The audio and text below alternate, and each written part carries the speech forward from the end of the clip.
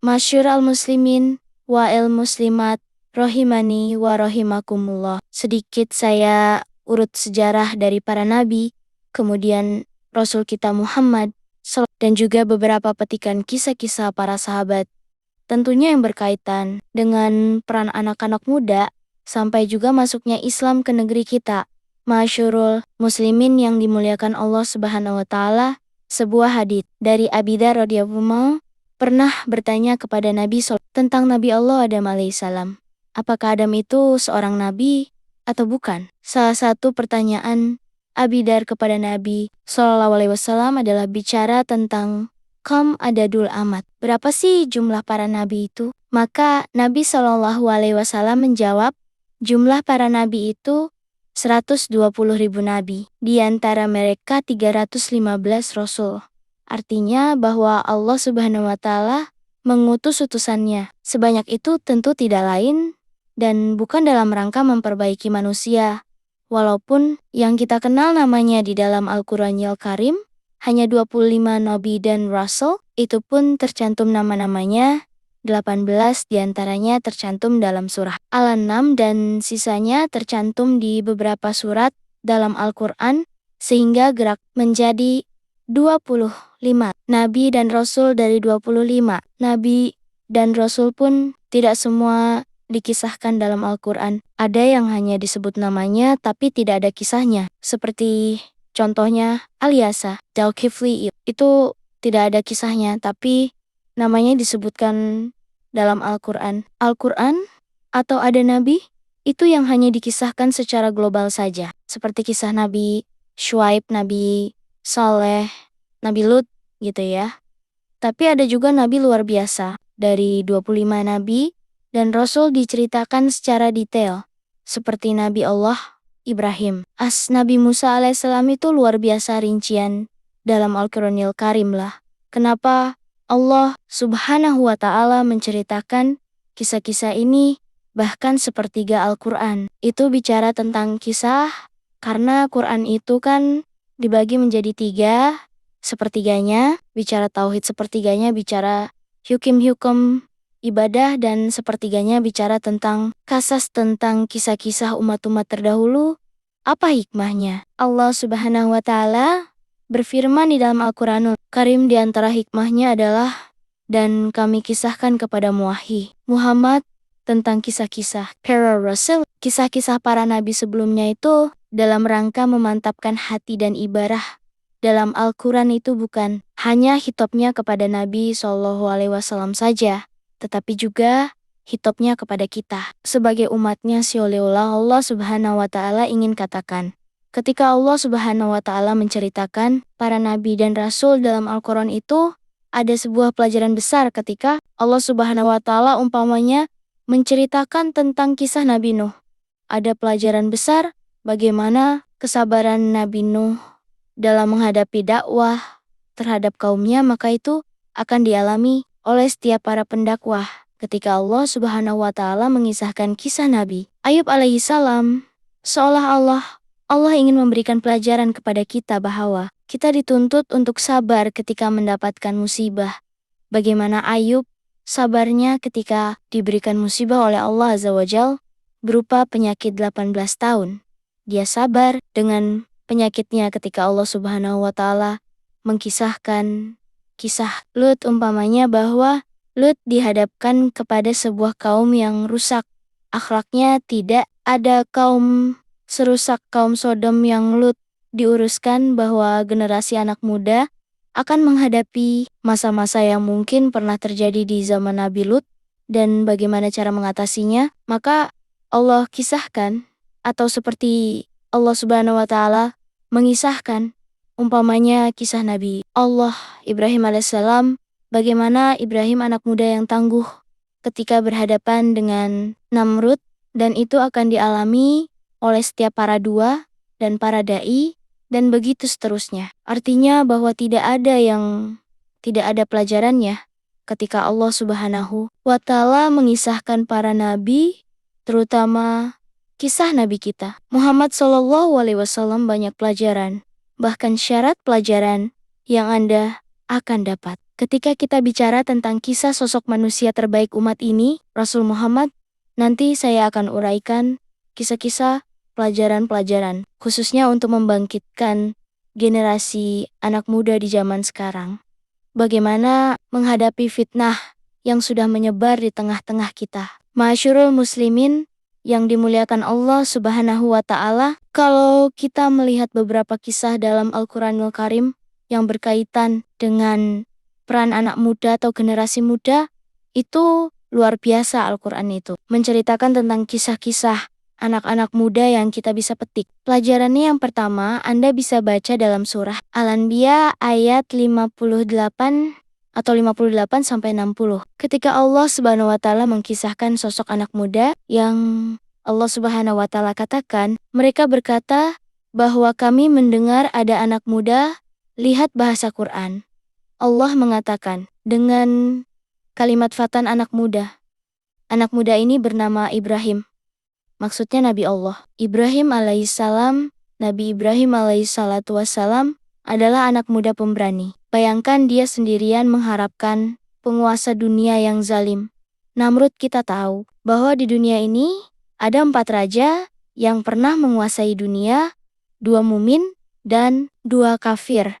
Adapun yang mumin adalah Nabiullah Sulaiman alaihissalam dan juga Raja Dzulkarni yang disebutkan dalam surah Al-Kafir. Adapun yang ada namanya Namrud dan juga Buhtun Nasar yang menghancurkan Palestina dan membantai kaum Yahudi. Pada zamannya lah ada anak muda namanya Ibrahim alaihissalam sendirian menghadapi raja yang sangat zalim. Dengan keberaniannya dia menghancurkan patang-patang istana. Sebenarnya itu tujuan Ibrahim, bukan menghancurkan patung. Buat apa patung dihancurkan? Toh juga bisa dibuat lagi. Hari ini patung dihancurkan, besok bisa diproduksi lagi. Tapi Nabi Ibrahim ingin memberikan pelajaran dengan kecerdasannya. Itulah bedanya anak muda dengan orang tua itu. Anak muda itu punya kecerdasan ketika pengalaman tidak bisa menjadi solusi, maka kecerdasan itu diperlukan. Bagaimana Ibrahim ini menjadikan sosok anak muda yang cerdas. Tujuan dia menghancurkan patung, bukan menghancurkan patungnya buat apa patung dihancurkan, nanti dibuat lagi, diproduksi lagi. Tapi Ibrahim ingin mengatakan kepada Namrud dan para penyembah berhala di zaman itu bahwa berhala-berhala yang dianggap Tuhan oleh kalian itu jangan lagi melindungi kalian. Melindungi diri mereka sendiri saja tidak sanggup, lalu buat apa disembah kalau tidak bisa mendatangkan manfaat dan tidak bisa mencegah matarat. Lihat bagaimana peran anak muda Ibrahim alaihissalam, pemuda yang cerdas ini satu. Kisah-kisah yang kedua disebutkan dalam surah Al-Kahfi ayat 11-25. Ketika Allah Subhanahu wa Ta'ala menceritakan tentang 7 anak muda, Allah Subhanahu wa Ta'ala berfirman, ingatlah ketika para pemuda, sekali lagi Allah menyebutnya dengan kalimat para pemuda bukan orang tua. Ini generasi muda di zaman itu. Ingatlah ketika para pemuda-pemuda itu berlindung ke dalam gua. Lalu mereka berdoa, ya Allah, berikanlah rahmat kepada kami dari sisimu dan sempurnakan petunjuk yang lurus bagi kami dalam urusan kami. Dahulu, ketika ada sebuah acara kerajaan pada zaman Rom, maka diundanglah para pejabat dari daerah-daerah. Masalahnya dalam acara, kerajaan itu disuruh untuk menyembah berhala. Rupanya ada anak-anak muda yang mereka mengikuti ajaran Isa ibnu Maryam, sehingga mereka mentauhidkan Allah. Karena di zaman itu agama yang paling benar adalah agama Isa ibnu Maryam. Sebelum datang ke Islam fitrah, mereka menolak, tidak menolak menyembah berhala. Akhirnya kemudian salah satu anak pejabat yang hadir tidak mau ikut dalam acara itu. Satu, kemudian datang lagi satu, kemudian datang lagi satu, sampai 7 anak muda. Awalnya tidak saling kenal, kemudian tiba-tiba mereka berkumpul di satu tempat awalnya. Tidak saling bicara karena takut curiga dengan yang lainnya. Setelah membuka pembicaraan satu dengan yang lainnya, rupanya mereka ada kesepakatan bahwa mereka mengingkari acara kerajaan yang perlu dengan kesyirikan itu, tetapi kemudian perkumpulan mereka ketahuan, mereka pun ditangkap, kemudian mereka dipaksa untuk menyembah berhala. Kalau tidak mereka dibunuh, akhirnya mereka pun meminta diberikan kesempatan untuk berpikir 3 hari. Rupanya 3 hari ini digunakan untuk kabur, maka kemudian lari 7 anak muda ini dan seekor anjing. Rupanya mereka lari ke berbukitan. Disitulah menemukan sebuah gua yang sangat dalam, yang sangat besar. Dalam bahasa Arab disebut Kahfun namanya. Makanya suratnya disebut Suratul Kahfi. Dalam bahasa Arab gua itu ada 2 jenis. Ada namanya gar seperti Rasul. Itu di Gari Hira. Namanya gua kecil tidak dalam itu namanya gar gua Hiro. Tetapi kalau dalam besar itu disebut Al-Kahfu ataupun Al-Kahfi lah anak-anak muda ini. Masuk ke dalam gua itu, lihat bagaimana perjuangan anak-anak muda ini, bahwa anak muda itu perlu berjuang, harus ada semangat juang gitu ya. Jangan membeleh anak-anak muda itu, anak-anak muda itu harus semangat sehingga kemudian Ashabul Kahfi ini masuk ke dalam gua. Sempat pasukan itu menemukan gua itu, tapi karena mereka takut masuk, akhirnya mereka menimbul pintu gua itu dengan alasan supaya mereka mati di dalam. Tetapi Allah Subhanahu wa Ta'ala rupanya sudah tidurkan anak muda ini. Triabot lebih 300 tahun lebih, anak muda ditidurkan oleh Allah Subhanahu wa Ta'ala. Subhanallah. Anehnya, ketika mereka turun, rupanya Raja Zalim itu sudah mati, digantikan Raja yang baik. Tapi bagaimana di sini Allah Subhanahu wa Ta'ala menyebutkan kisah anak-anak muda itu di zaman itu, perjuangan mereka, tekad mereka luar biasa ini. Juga satu kisah anak-anak muda yang disebutkan dalam surah Al-Kahfi ayat 11 sampai 25 dan seterusnya. Kemudian juga Anda bisa baca dalam surah Yusuf ayat 24 sampai seterusnya ketika bercerita tentang Nabi Yusuf alaihi salam, di mana Allah Subhanahu wa Ta'ala menyebutnya Yusuf itu dengan kalimat Fatah. Anak muda, wa kala niswatun fil madinati, dan perempuan-perempuan di kota itu berkata, istri Al-Aziz menggoda dan merayu pelayannya yang masih muda. Di sini Allah Subhanahu wa Ta'ala menyebut dengan kalimat Fatah. Fatah itu anak-anak muda, artinya Yusuf ketika itu anak muda. Dalam sirah itu disebutkan usianya 20 tahun. Ketika dirayu oleh Zulaiha itu, dan usia 20 tahun masih muda. Jadi Nabi Yusuf alaihissalam ketika dibeli oleh Imratu Aziz itu usianya 10 tahun, kemudian tinggal di rumah Al-Aziz itu 10 tahun. Jadi usianya 20 tahun itu nampak ketampanannya. Ketika kemudian Zulaiha tertarik dengan Nabi Yusuf alaihissalam, seorang nabi yang diberikan separuh ketampanan. Adam itu bahkan dijelaskan itu pintu itu sudah tertutup terkunci, sehingga Yusuf tidak mungkin keluar dari situ. Tapi Nabi Yusuf, anak muda yang menjaga kehormatannya. Dan ini diperlukan anak-anak muda yang seperti di zaman sekarang ini. Zaman yang penuh dengan fitnah ini diperlukan kebersihan hati seperti Nabi Yusuf. Bagaimana Yusuf itu, lihat, ini anak muda yang luar biasa ini. Perlu dicontoh di generasi hari ini, karena generasi hari ini hal-hal yang menjerumuskan kepada perbuatan keji perzinahan. Itu di zaman sekarang luar biasa dengan ada yang medsos gitu. Ya, film-film yang tidak layak ditonton, gambar-gambar yang tidak layak dilihat. Belum lagi kalau kita melihat di masyarakat orang-orang yang wanita-wanita, pembuka aurat dan penyebar aurat, dan begitu seluruhnya. Ini tantangan besar. Diperlukan kejernihan hati, diperlukan menjaga kesucian, dan itu besar pahalanya. Nabi Shallallahu Alaihi Wasallam sampai mengatakan ada 7 kelompok yang akan mendapatkan naungan di hari yang tidak ada naungan kecuali naungan Allah. Salah satunya adalah seorang laki-laki yang dipanggil oleh seorang wanita yang cantik, yang kaya untuk berzinan. Tapi laki-laki itu mengatakan, saya takut kepada Allah. Masyurul muslimin yang dimuliakan Allah Azza wa Jalil. Lihat bagaimana Allah menceritakan tentang kisah anak muda Nabi Yusuf alaihi salatu wassalam. Kemudian juga yang nomor 4 disebutkan dalam surah Al-Buruj. Disebutkan dalam surah Al-Buruj, Allah Subhanahu wa Ta'ala mengatakan, binasalah orang-orang pembuat parit api, maksudnya para pembesar Najran Yaman, ketika api dinyalakan dengan sangat besar ketika mereka duduk dan melihatnya, sedangkan mereka menyaksikan apa yang mereka perbuat terhadap orang-orang yang beriman yang sedang dibakar, dan mereka menyiksa orang-orang itu hanya karena orang-orang mumin yang beriman kepada Allah yang maha terpuji dan lagi maha perkasa.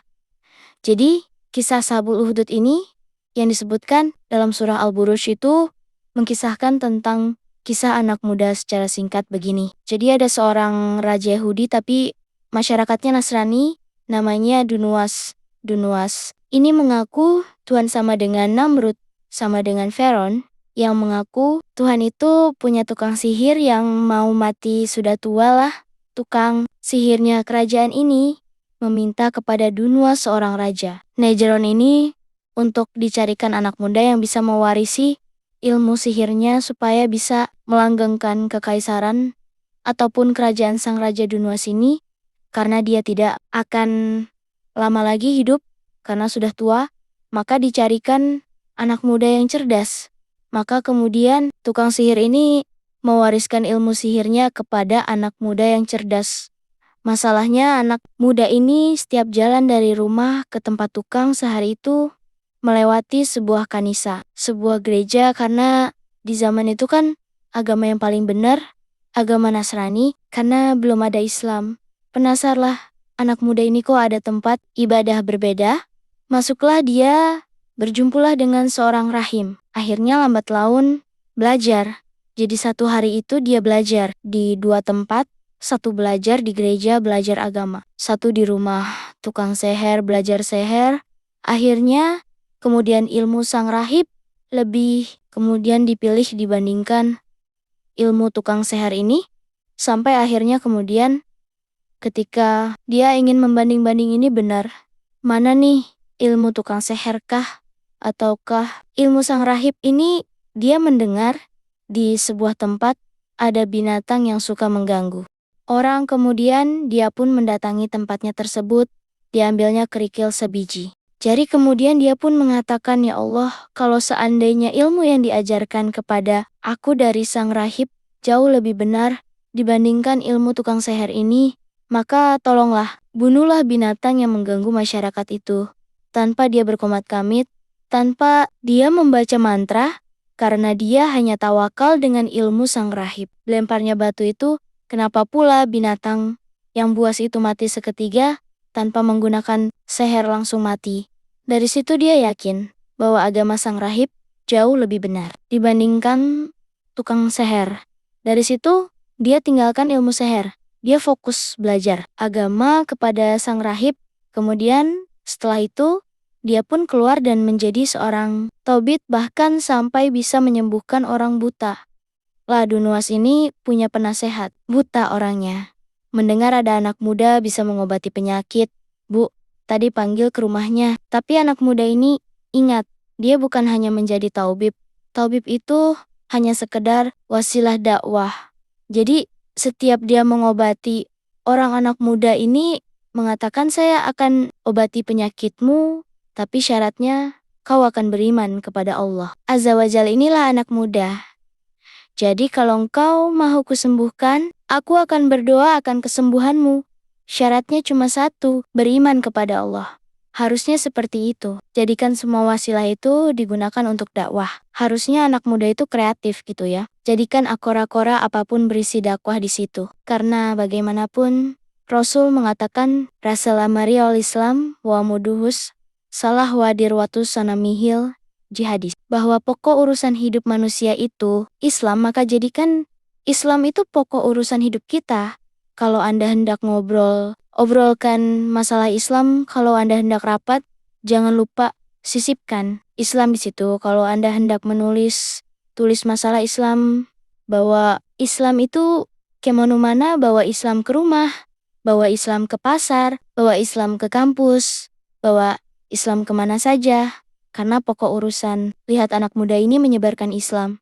Dengan cara apa? Dengan cara pengobatan, sampailah dia mengobati penasehat sang raja ini. Mau pula penasehat sang raja ini beriman. Dan akhirnya Allah sembuhkan penyakit butanya. Ketika heran, kok dia bisa sembuh dari butanya? Dia bertanya, siapa yang menyembuhkanmu? Dia mengatakan, Allah yang menyembuhkanku. Dia tidak mengatakan anak muda itu karena sudah beriman, tapi sang raja marah karena dia kan mengaku Tuhan, kok dia pula ada Tuhan yang bisa menyembuhkan penyakitnya ini kan sudah menyelisih ketuhanannya. Ditangkaplah, penasehatnya dipaksa siapa yang menyembuhkannya.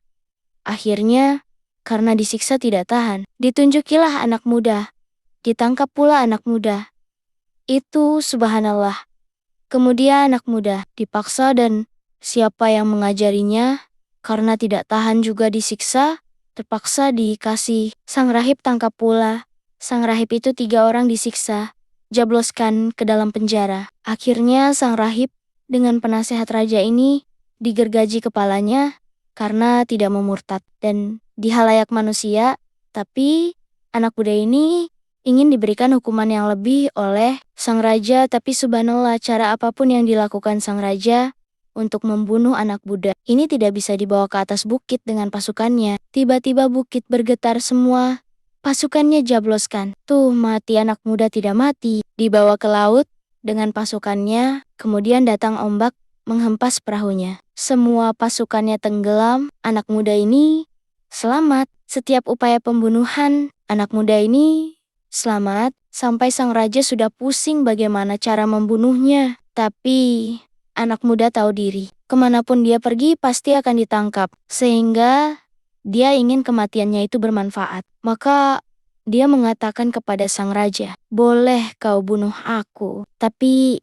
syaratnya satu, kumpulkan manusia, gantung aku di hadapan manusia. Kau hanya bisa membunuhku dengan panah yang akan kuberikan, tapi syaratnya ketika kau panah diriku, kau harus mengucapkan Bismillahirrohmanirrohim dengan menyebut Rob, nama Robnya anak muda ini. Raja ini kadang sudah kalut, dia tidak pernah dengar ucapan itu. Akhirnya anak muda itu kemudian diikat di tiang gantungan 2000 masyarakat Nejah. Yang Nasrini menyaksikan sang raja sudah membidik dengan panahnya. Dia pun tidak lupa mengucapkan di hadapan manusia, persis seperti yang dikehendaki. Anak muda itu Bismillahirrahmanirrahim dengan menyebut nama Allah, Robnya anak muda itu. Malah setelah panah kena ke pelipis matanya, meninggal anak muda ini. Ketika meninggal anak muda ini, serentak 20.000 masyarakat Nijron mengatakan, Amanah birabilgu, kami beriman dengan Rabnya si Fulan itu. Kenapa?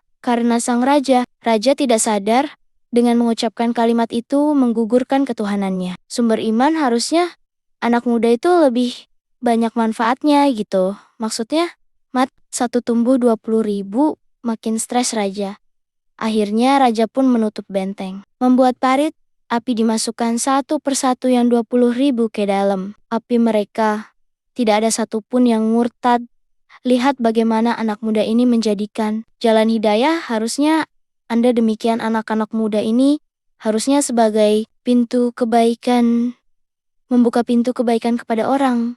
Makanya Rasul mengatakan ketika ditanya siapa manusia yang paling manfaat itu, wahai Rasul, kata Rasul, orang yang paling bisa memberikan manfaat kepada manusia ini dalam surah Al-Buruj, kemudian dalam surah Al-Kahfi, ayat 61-65, juga disebutkan kisah anak muda Allah SWT. Dan ingatlah ketika Musa berkata kepada pembantunya anak muda. Fatah itu arti anak muda. Aku tidak akan berhenti berjalan sebelum sampai ke pertemuan dua lautan. Atau aku akan berjalan terus bertahan-tahan, antah berantah. Jadi, begini ciri kisahnya. Suatu ketika Musa berceramah di depan Bani Israel tiba-tiba. Kemudian ada orang mengatakan, wahai Musa, adakah orang yang lebih alim dari kamu? Musa lupa mengucapkan, insya Allah langsung mengatakan, tidak ada ucapan. Musa ini tidak salah, karena memang di zaman itu tidak ada orang lebih alim dibandingkan Musa. Bagaimana tidak, dia ulul azmi, dia kalimullah, dia rasul, dia nabi orang mulia. Tapi bagaimanapun Musa harusnya dia mengatakan insya Allah tidak ada. Tapi dia lupakan kalimat insya Allah. Akhirnya Allah pun hukum Musa dan mengatakan ada. Di sana ada seorang nabi namanya Khidir. Kau harus belajar sama dia. Maka berangkatlah Musa bersama pembantunya. Yang masih muda, Al-Quran tidak menyebutnya nama, hanya mengatakan, wa idhkala Musa lifata, bahwa Musa berkata kepada pembantunya anak. Muda itu ahli tafsir mengatakan, maksud fata di sini artinya Yusha ibn Nun, itulah yang kesana kemari bersama Nabi Musa alaihi salam kisahnya. Memang tipis sekali disebutkan dalam Al-Quran, tidak terlalu banyak. Bahkan tidak disebut namanya, hanya diiringkan dengan kisah Nabi Musa. Ketika bicara tentang Nabi Khidir yang ingin saya katakan, Anda tahu siapa Yusha ibn Nun? Memang kisahnya hanya diselipkan dalam kisah Nabi Musa ketika belajar kepada Khidir. Tetapi dia punya prestasi yang jauh lebih hebat dibandingkan Musa dan Harun. Yusha ibn Nun ini, apa prestasinya coba? Ketika Nabi Musa, adik salatu wassalam, membawa Bani Israel diselamatkan dari perbudakan Fir'aun, diseberangkan di Laut Merah, dan mereka melihat Fir'aun ditenggelamkan dengan kedua mata mereka. Kemudian, ketika sampai di depan gerbang bumi, Ariha, kota tertua di dunia sebelum masuk ke Palestina, ke Baitul Maqdis. Di situ sudah ada para penghuni dari kaum Kanaaniun, kaum keturunan Adi, orangnya besar-besar menghuni Ariha. Dan itu pintu masuk ke Baitul Maqdis. Artinya, Musa tidak bisa membebaskan Baitul Maqdis, kecuali harus memerangi orang-orang Kanaaniun yang ada di negeri itu. Maka diutuslah mata-mata. Rupanya, mata-mata ini melihat bagaimana badan, posturnya orang-orang yang berada di area itu, besar-besar ketakutan. Mereka, bagaimana kita akan menghadapi kaum yang raksasa ini, katanya. Akhirnya, Musa mengatakan jangan ceritakan kepada pasukan, nanti mereka ketakutan. Tapi mereka berkhianat, hanya 2 orang yang tidak menceritakan salah satunya. Yusha ibn Nun yang lainnya malah kemudian membuat ketakutan di tengah-tengah Bani Israel, sehingga mereka tidak mau perang. Ketika Musa mengajak mereka berperang untuk mengambil Baitul Maqdis dengan cara menaklukkan Ariha kala itu, tiba-tiba. Kemudian mereka dengan lancangnya mengatakan kepada Nabi mereka, "Hei Musa, kalau engkau hendak mengajak perang, kami silahkan berangkat sendiri. Ajak Tuhanmu perang berdua. Biar kami nonton siapa yang kalah, siapa yang menang, itu kurang hajar." Bani Israel ngomong begitu sama nabinya. Akhirnya kemudian Allah pun adab Bani Israel. Terpaksa mereka harus dibuat linglung di negeri yang disebut dengan Ardud. Mereka tidak bisa keluar dari situ, di gurun pasir, panas, kering, kelontang, tidak ada tumbuhan, tidak ada tanaman. 40 tahun mereka tinggal di situ. Sampai Musa meninggal di situ, Harun pun meninggal. Meninggal di situ, tidak bisa merebut Baitul Maqdis. Baru datang generasi pemberani dipimpin Yusha ibn Nun. Bayangkan, tadinya seorang pembantu Nabi Musa, tapi karena kemana-mana bersama Nabi, akhirnya diangkat jadi Nabi juga. Yusha ibn Nun diangkat jadi nabi-nabi. Yusha ibn Nun dialah yang memimpin generasi setelah Musa dan Harun, dan berhasil merebut Baitul Maqdis, bahkan satu-satunya nabi yang memiliki mujizat mampu menahan matahari dialah Yusha ibn Nun. Ketika peperangan itu masuk ke hari Sabtu, hampir matahari tenggelam dan masuk ke hari Sabtu, sementara orang-orang Yahudi itu sangat memuliakan hari Sabtu. Tidak boleh ada perang. Maka Yusha tidak mau menghentikan perang. Dia pun mengatakan kepada matahari, "Wahai matahari, kau diperintah Allah, aku juga diperintah Allah, maka jangan kau tenggelam." Dulu sampai perang ini dimenangkan, matahari itu diam, tidak menenggelam sampai betul-betul dibenangkan baru tenggelam. Nah, itulah mujizatnya Yusha ibn Nun. Tapi lihat bagaimana Yusha ibn Nun ini anak muda yang kisahnya itu hanya ditempelkan di kisah Nabi Musa dengan Khidir, tapi prestasinya melebihi Nabi Musa. Bisa memerdekakan Baitul Maqdis. Dia tidak dikenal. Ya begitulah anak muda. Anda tidak mesti harus dikenal, tetapi prestasi itulah yang menentukan kesuksesan Anda. Harusnya seperti itu, nggak apa-apa nggak dikenal orang, tapi prestasinya dikenal. Itulah generasi anak muda. Namanya buat prestasi yang membanggakan kepada umat ini. Apa prestasi? Anda itu ma'asyurah muslimin yang dimuliakan Allah Subhanahu wa Ta'ala. Ini 5 kisah yang disebutkan dalam Al-Quran, semua bicara tentang anak muda. Kemudian yang terakhir kisah Nabi kita Nabi Muhammad SAW uswatun hasar, karena Quran menyebut uswatun hasanah di 3 ayat berbicara kepada 2 nabi. Pertama Ibrahim, yang kedua Rasul kita Muhammad SAW. Lihat bagaimana perjalanan kehidupan Nabi SAW. Subhanallah. Kalau Anda meneliti kisah Nabi SAW luar biasa. Seandainya saya menceritakan kisah Nabi Muhammad SAW dari awal sampai akhir dengan cara rinci, mungkin usia saya sudah meninggal.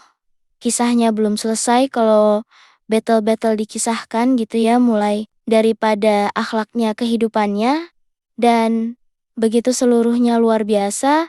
Sebelum diangkat menjadi nabi saja, Nabi SAW itu anak muda yang dikenal akhlaknya luar biasa, sadikul amin. Orangnya sadik, jujur, dan juga amanah. Bayangkan ketika usia 12 tahun Nabi SAW itu diajak oleh pamannya Abu Thalib untuk berdagang ke Syam. Tetapi masalahnya ketika sampai di perbatasan, Syam rupanya dicegat oleh seorang buhairah, seorang rahib. Namanya Buhairah rahib. Ini seorang pastor yang sangat ekstrim gitu ya, kalau melihat sirahnya gitu. Dia diusir oleh pastor-pastor yang lain karena terlalu ekstrim, karena terlalu memegang ajaran Nasraninya itu di zaman itulah pastor ini atau rahib ini, karena dia banyak membaca sehingga dia akhirnya meramalkan sebuah ramalan tentang akan munculnya seorang nabi. Kemudian ketika pada waktu Rasul berjalan dengan Abu Thalib, rupanya tenda-tenda itu ada, makanya dia kemudian menunggu di perjalanan. Setiap ada kafilah yang datang dari negeri Arab ke Syam, disegat, kemudian dilihat ada tidak tanda-tanda kenabian? Sampailah ketika kafilah Abu Thalib kemudian berpapasan dengan dia. Dilihat ada tanda-tanda yang aneh, dihentikan, kemudian diajak makan. Rupanya betul apa yang selama ini ditunggu-tunggu tentang kemunculan seorang nabi. Nabi itu sudah ada di hadapannya. Rasul ketika itu masih usia 12 tahun. Apalagi ketika melihat stempel kenabian yang ada di bahu Rasul, maka makin jelaslah bahwa dia seorang nabi. Dari situ, kata Buhairah rahib, sebaiknya jangan kau lanjutkan perjalanan, wahai Talib, ke Syam. Sebab kalau orang-orang Yahudi di Syam tahu dia bakal seorang nabi, akan dibunuh dia. Sebaiknya pulang lagi. Maka Nabi SAW tidak jadi ke Syam, kemudian pulang lagi. Tetapi Nabi SAW usia 12 tahun, ya usia 12 tahun itu, kalau sekarang mungkin baru SD SMP aja belum, 12 tahun itu belum lulus SD kan. Tapi Nabi SAW sudah bekerja keras ketika dia tidak bisa dilatih berniaga ke Syam. Ingat orang Arab itu orang Mekah khususnya di zaman itu. Yang namanya dunia perdagangan itu sudah mengakar dan mengurat di darah-darah mereka. Memang mereka luar biasa, pakar-pakar dagang. Sampai Allah Subhanahu wa Ta'ala abadikan kebiasaan mereka dengan firman-Nya. Layla faiku reason ila fihim rilatashita iwasaid. Jadi kebiasaan orang-orang Mekah di zaman itu suka rihlah, melakukan perniagaan di musim dingin dan musim panas, ke Syam dan juga ke Yaman. Sehingga dari kecil mereka sudah ali-ali dagang itulah. Bagaimana kemudian Nabi SAW mengajarkan kepada kita, khususnya kita ya, anak-anak muda, generasi muda itu dilatih kemandirian. Nabi sudah menjadi penggembala kambing, cari uang di usia SD, mungkin di zaman sekarang itu sudah cari uang. Jadi penggembala kambing artinya orang-orang yang punya kambing, nanti saya rawat kambingnya, kamu kasih upah berapa. Itulah pekerjaan Nabi SAW. Dari sini ada ibrah kepada kita, kemandirian, jangan nyusahkan orang tua. Ini subhanallah. Terkadang anak-anak muda di zaman sekarang, dari SD, orang tua yang kasih biaya, masuk SMP gitu lagi. SMA, sudah jadi masuk juga ke universitas, sudah masih nyusahkan orang tua, masih minta mahkamah, harusnya kan mandiri gitu ya. Sudah terlampau lama dari SD sampai berkuliah ini. Orang itu sudah capek ya. Ada sebagian mereka menjual sawah. Mereka ngutang sana-sini untuk supaya generasi muda ini berpendidikan. Bukannya makin mandiri gitu ya. Terkadang masih ada orang yang menengadahkan tangan pula. Meminta-minta sama orang tuanya. Harusnya mandiri. Harus seperti itu. Rasul diajarkan kemandirian di sini. 12 tahun jadi pengembala. Dia subhanallah. Ini ada kenapa sebutan Sadiqul Amin. Kenapa sampai muncul begini ceritanya. Jadi Nabi SAW itu kan banyak kawan-kawan sesama pengembala itu sama pengembala. Jadi ketika ada musim-musim pernikahan walimatul arus gitu. Terkadang kawan-kawan sama pengembala itu ingin hadir ke tempat-tempat andanggan-andanggan undangan pernikahan. Itu tapi mereka bingung karena mereka harus meninggalkan keming-keming mereka. Akhirnya kemudian mulailah di antara mereka menitipkan kambing kepada Rasul.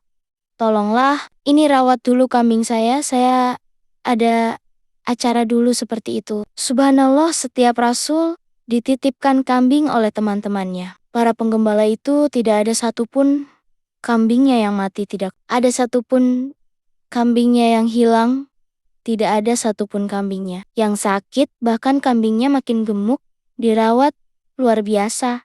Ingat pengembala kambing, itu bukan satu minus tuh kambing kayak tempat kita-kita saja. Pernah hidup di timur, tengah semiskin-miskinnya orang sana itu ya, 100 kambing itu masih miskin kalau pengembala itu kambing ribuan di sana. Apalagi penduduk Mekah itu memang di zaman itu, makanan pokok adalah daging kambing. Lain dengan Madinah kurma, tetapi tentukan beda. Makanya wajar orang Mekah itu makan kambing. Tidak akan kolesterol. Tidak akan darah tinggi karena pokok mereka kenapa tidak menimbulkan penyakit.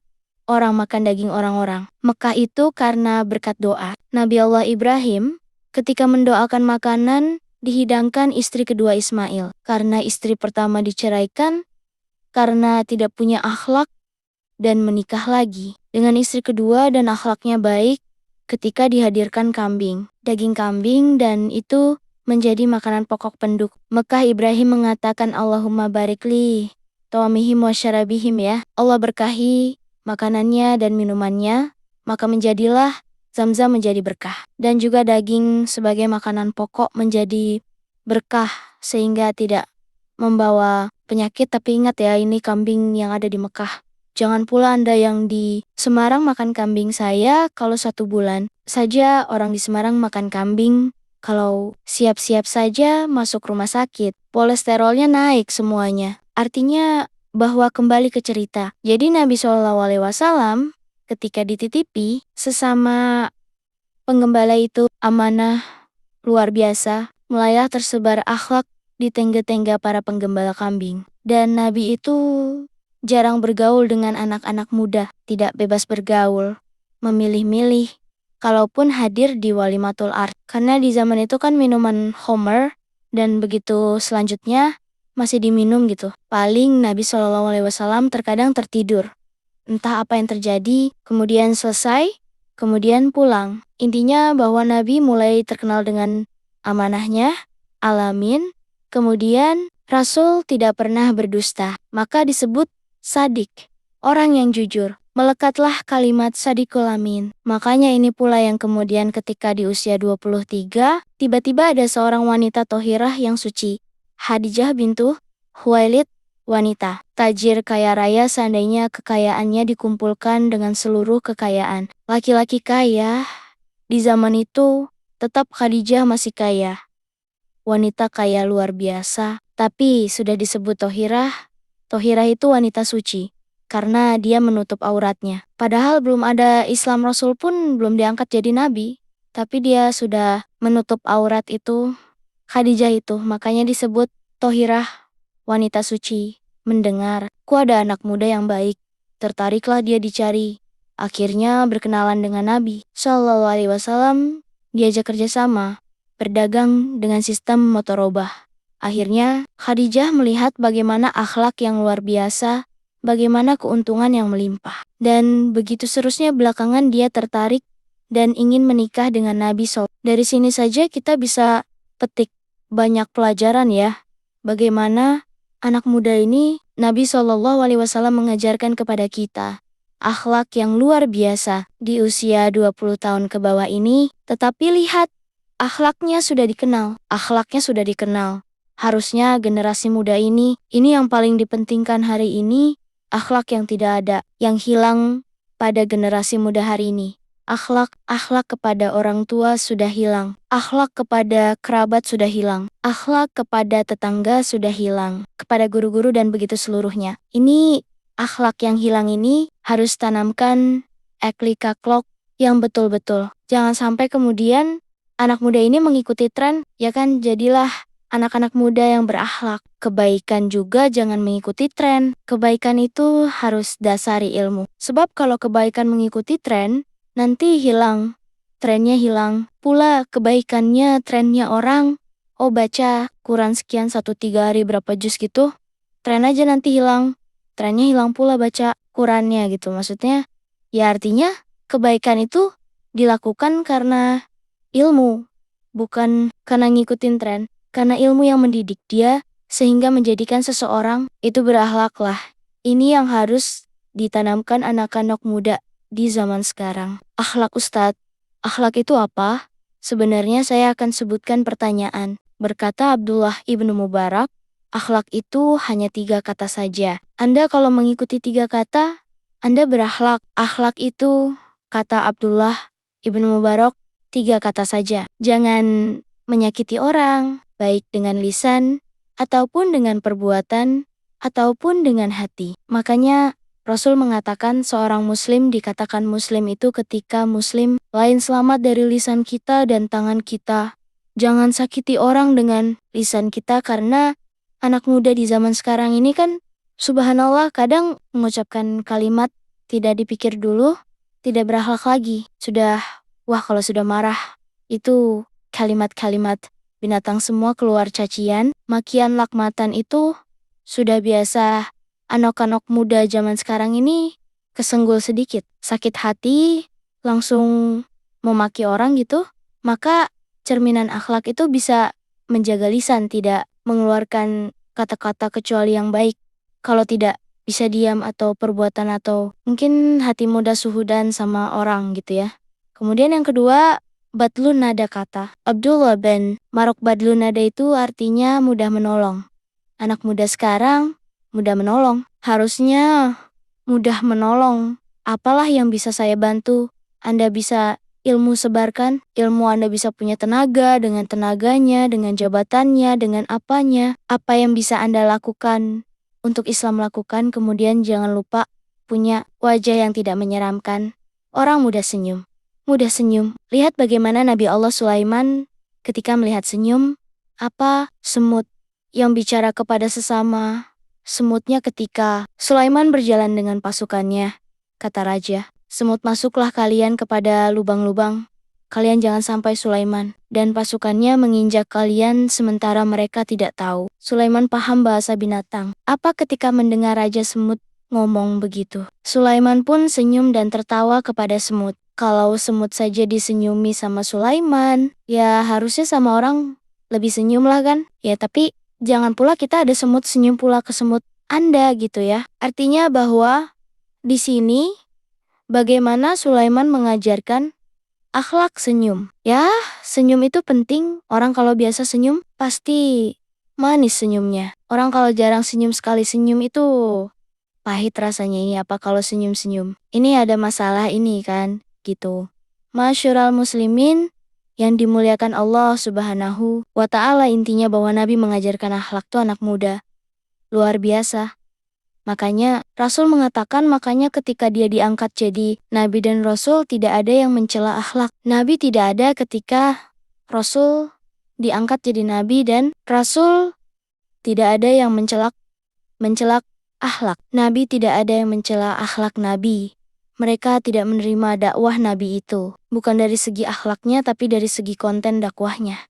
Mereka tidak mau dinasehati. Ketika Nabi SAW mengajarkan tauhid untuk meninggalkan berhala, mereka tidak mau itu saja. Mereka berpegang kepada ajaran anak nenek moyang mereka. Dan subhanallah, di zaman periode Mekah itu, yang banyak masuk Islam anak muda. Orang tua itu susah masuk Islam. Abu Zel, CS itu susah masuk Islam. Mereka lebih berpegang kepada nenek moyang mereka. Anak-anak muda itu masuk Islam. Abu Bakar, Umar, Utsman. Kalau Anda tahu, 10 sahabat yang dijadikan masuk surga itu semua anak muda yang usianya 30 tahun ke atas. Cuma 3 orang. Abu Bakar, Utsman, Abdurrahman, Ibnu Auf. Coba yang usianya 30 tahun ke bawah itu 5 orang bahkan. Yang usianya 20 tahun ke bawah itu 2 orang, artinya itu anak-anak muda dan semua menjadi pemimpin. Islam 10 sahabat tinggikan masyarakat, itu semua menjadi pemimpin Islam, bukan pemimpin Arab. Pemimpin Islam semua menorehkan sejarah dan semua mengajarkan pendidikan kepada generasi muda. Lihat Abu Bakar, Umar, Utsman, Ali, Tolha, Zubair, subhanallah. Kalau Anda membaca biografi mereka, luar biasa, pelajaran besar bagi generasi muda itu. Masyhur al-muslimin, coba Nabi SAW berdakwah itu tidak lama, berbeda dengan nabi-nabi sebelumnya. Nuh berdakwah kepada kaumnya berapa tahun? Alfasanatin ilahum sina amas. 1000 dikurangi 50 tahun, berarti 950 tahun. Nuh itu berdakwah setiap 20 tahun sekali baru dapat satu pengikut, sehingga pengikutnya tidak banyak. Nuh itu yang di perahunya itu walaupun menjadi cikal bakal manusia sampai hari ini. Makanya Nuh disebut Abul Basyaritani, bapak manusia kedua, karena semua manusia nasabnya kepada 3 putra Nuh. Tapi lihat dakwahnya. Nabi Nuh 950 tahun dengan berbagai macam metode, dari yang lembut sampai yang keras, dari mulai malam sampai siang. Tapi tidak diterima dakwahnya. Nabi SAW itu berdakwah cuma 23 tahun saja. 13 tahun di kota Mekah, 10 tahun di kota Madinah. Tapi tidaklah Nabi SAW wafat, kecuali Rasul sudah mempersiapkan generasi-generasi anak muda, pemimpin-pemimpin masa depan. Dan semua bidang ada pada para sahabat. Nabi, apa yang dihajatkan kaum muslimin ada. Ini menunjukkan apa? Ilmu parenting namanya. Bagaimana Nabi SAW itu membuat pendidikan yang sangat berhasil. Tidak perlu belajar parenting ke barat itu. Nabi sudah mengajarkan, tidaklah Rasul wafat kecuali generasinya sudah ada semuanya. Berhasil yang dihajatkan kaum muslimin. Ada semua di para sahabat. Semua ada. Nggak ada apa yang dihajatkan manusia. Ada semuanya di para sahabat. Siapa yang mendidik mereka? Nabi, generasi sahabat, anak-anak muda. Luar biasa. Bahkan kalau Anda lihat, para pakar hadis, itu semua anak muda. Masyhur muslimin yang dimuliakan Allah Azza wa Jalla. Siapa para pakar hadis? Pakar hadis saya contohkan, pakar hadis itu maksudnya yang banyak merewetkan hadis kepada kita. Abu Hurairah, Abdullah ibn Umar, Anas ibn Malik, Aisyah, Abdullah ibn Abbas, Jabir ibn Abdillah, Abu Sa'id Al-Khudri. Ini 7 orang yang dikenal Al-Muqteruna fil hadis, yang banyak merewetkan hadis Nabi sampai kepada kita ini, yang dikeluarkan oleh para pengeluar hadis Muslim. Bukhari, Abi Daud, dan begitu seluruh, itu kebanyakan dari 7 sahabat ini. Merekalah orang-orang yang banyak berlewatkan di atas 1000 hadis. Maksudnya gitu. Jadi sahabat-sahabat yang berlewatkan di samping kepada kita di atas 1000 hadis. Dan yang terbanyak adalah Abu Hurairah, 5000 hadis lebih gitu. Tapi kita lihat Abu Hurairah radhiyallahu anhu anak muda, Abdullah bin Umar anak muda, bahkan Abdullah bin Abbas itu berjumpa dengan Rasul. Cuma 3 tahun saja, kemudian Rasul meninggal dunia, tapi tidak menghalangi menjadi ulama dunia. Abdullah bin Abbas itu anak muda usia 13 tahun. Rasul sudah meninggal karena ketika dia dibawa oleh bapaknya Abbas itu dari Mekah ke Madinah pada tahun 7 Hijriah, baru berjumpa dengan Rasul di usia 10 tahun, sehingga 11 Hijriah. Rasul meninggal hanya berjumpa 3 tahun bersama Rasul, tapi lihat 3 tahun perjalanan bersama Rasul menjadikan Abdullah bin Abbas ulama besar. Hanya 3 tahun saja. Menunjukkan kegigihan Abdullah bin Abbas. Tentunya dalam belajar. Anas bin Malik menjadi pembantu Rasul gitu ya. Di usia 10 tahun sampai wafatnya Nabi. Jadi ulama besar. Jabir bin Abdullah, Abu Sa'id Al-Khudri, bahkan Ummul Min Aisyah radhiyallahu anha. Ini semua usia-usia muda. Berapa namanya? Usia muda, cerdas, berkualitas, dan juga menorehkan banyak sejarah. Harusnya anak-anak muda seperti itu. Ada satu kisah menarik. Jadi di zaman Nabi ini di zaman sahabat, anak-anak sahabat, anak-anak para sahabat Nabi usianya masih muda Musa, masih belasan tahun, mungkin usia-usia SMP lah di zaman sekarang ini. Di sana ada Abdullah ibn Umar, kemudian Musebi, kemudian Urwah, kemudian satunya Abdul Malik ibn Marwan. Jadi 4 sahabat ini, anak-anak sahabat ini, Abdullah ibn Umar,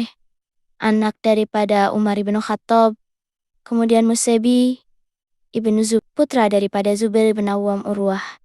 Ibnu Zubair juga sama, putra daripada Zubair ibn Awam. Kemudian Abdul Malik ibnu Marwan, putra daripada Marwan sahabat Nabi. Jadi anak-anak muda ini kumpul di depan Ka'bah ya. Karena mereka bukan anak-anak muda jalanan, bukan anak-anak muda yang hidup di jalan-jalan trek-trekan zaman sekarang ini kan nongkrong di jembatan. Mereka bukan anak-anak muda, gaya muda zaman sekarang, nongkrong lebih pegang-pegang. Mereka anak-anak muda terdidik. Yang namanya anak-anak muda terdidik, tentu kalau berkumpul yang dibicarakan pasti soal cita-cita masa depan. Kamu kalau sudah besar nanti ingin jadi apa? Itu bahasanya itulah anak muda. Harusnya seperti itu anak muda ini. Ini kampung. Kalau laki-laki cerita perempuan, kalau perempuan cerita laki-laki. Oh, jadi apa Anda ini? Lihat. Bagaimana ini 4 anak-anak sahabat ini bercerita tentang cita-cita. Yang lain mengatakan, wahai Mus'ab, kalau engkau besar ingin jadi apa? Kalau engkau, wahai Urwah, ingin jadi apa? Kalau engkau, ya Abdullah ibn Malik, ingin jadi apa? Maka kata Mus'ab, dia mengatakan kalau aku besar, aku ingin menjadi orang besar dan menikahi 2 wanita besar dari pembesar. Aisyah bintu Tolha dan Sakinah bintul Hasan. Ada Urwah mengatakan kalau aku tidak, aku ingin menjadi ulama yang diambil ilmunya ini luar biasa. Apa kata Urwah, saya ingin menjadi ulama, aku bercita-cita aku ini jadi orang alim dan orang-orang mengambil ilmu dariku. Luar biasa himbahnya ini. Kemudian Abdul Malik, kalau saya tidak, saya bercita-cita menjadi khalifah. Itu kan mantap, cita-citanya gitu. Cita-cita besar semua. Itu dalam riwayat juga. Abdullah ibn Zubair ikut juga di situ. Saya ingin menjadi penguasa Hijaz, katanya. Luar biasa ini. Lihat anak-anak muda itu kalau ngomong cita-citanya itu, masa depan dia ya? Anak muda zaman sekarang ini cita-citanya aneh-aneh. Subhanallah, ya kalau sudah kumpul sesama mereka itu yang diciptakan, ceritakan tidak jelas. Lihat anak-anak muda di zaman itu menjadi percontohan memiliki cita-cita besar ke depan, membangun bangsa, membangun peradaban ilmu. Itulah cita-cita mereka. Giliran mereka tanya sama Abdullah ibn Umar. Abdullah ibn diam saja.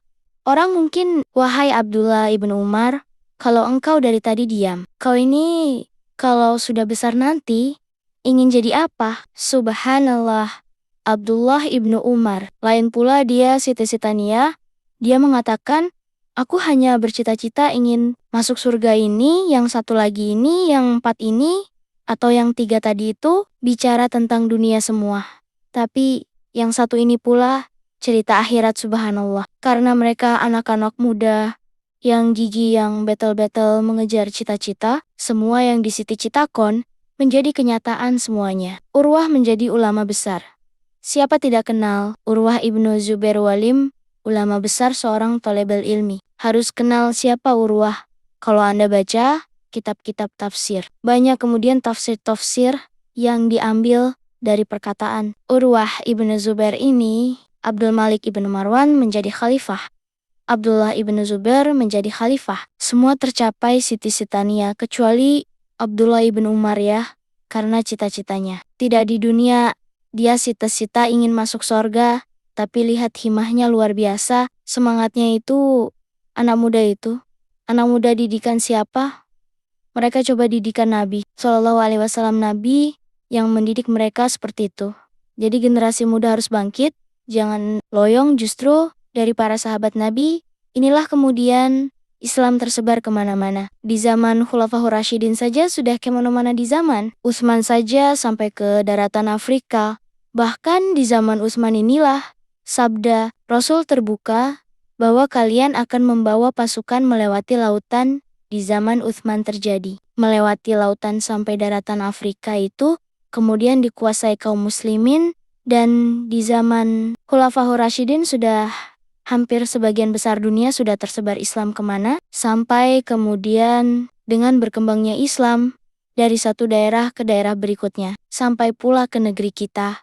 Walaupun tentu dengan berbagai macam persilah, Islam masuk ke Nusantara ini ada yang Persi Gujarat tahun berapa itu? 13 Ada yang mengatakan Persia, ada yang mengatakan Persia, Persinia Arab, Mecca, ada mengatakan Persi Cina, macam-macam. Tapi intinya bahwa akhirnya Islam pula masuk ke negeri kita. Dan ini sebuah nikmat besar. Kalau bukan karena nikmatul Islam, kita tidak akan pernah bahagia. Karena Islam ini agama kebahagiaan yang mendidik generasi-generasi muda menjadi generasi-generasi terbaik umat ini.